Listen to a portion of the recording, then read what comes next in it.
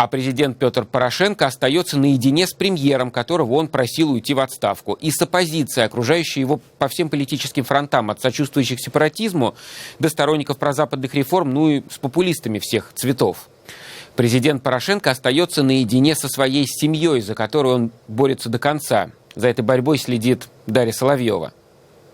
В каждой большой и дружной семье все друг друга поддерживают, защищают, помогают как могут. А еще говорят, дружный коллектив тоже семья.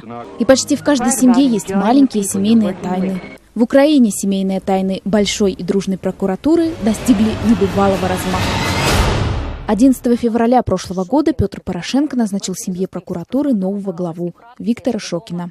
Главным фактором выбора стали давние знакомства и, цитата, «хорошая репутация». Свеженазначенный прокурор в семье далеко не новичок. Корни профессионально-родового дерева уже расползлись по всей Украине. Тут дочь зампрокурора Одессы, там зять в замах прокурора Киевского района Одессы, сват тоже зам Днепропетровского прокурора. Но все самое интересное началось потом. Шокин активно принялся за работу, заодно пообещав изменить всю систему. Зашевелились громкие дела старые и появились новые, даже против Игоря Коломойского. Шокин пообещал поставить точку в расследовании убийств на Майдане, яростно бороться с сепаратизмом и победить коррупцию. Но в семье случился разлад. Сперва грохнуло дело бриллиантовых прокуроров Владимира Шапакина и Александра Корница. Их обвинили в получении многомиллионных взяток. Мечта о борьбе с коррупцией стала так похожа на правду. Но долго это не продолжалось. Сначала тихой сапой вывели из штата сотрудников Генеральной инспекции, занимавшихся делом бриллиантовых прокуроров.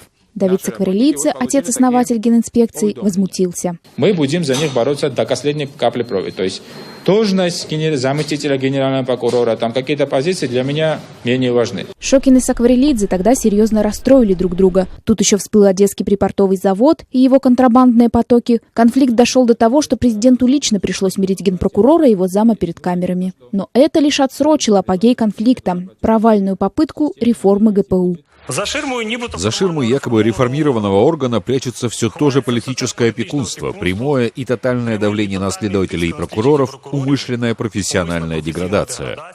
Послушав заявление соратника Сакварелидзе, своего заместителя Виталия Касько, глава ГПУ подумал: с глаз долой, из сердца вон, и подмахнул заявление о его увольнении. Следующим шагом Виктор Шокин запретил своим подчиненным передавать дела на расследование в антикоррупционное бюро Украины. И это в тот момент, когда антикоррупционные детективы занялись другим членом семьи Порошенко, депутатом Игорем Кононенко. Последним изгнали самого Давида Сакварелидзе. За несколько часов до собственного увольнения с должности Шокин, оказывается, успел уволить зама за грубое нарушение прокурорской этики. Такая атака на меня и на нашу команду – это сигнал о том, что на самом деле настоящие реформы в Украине не нужны правящей верхушке.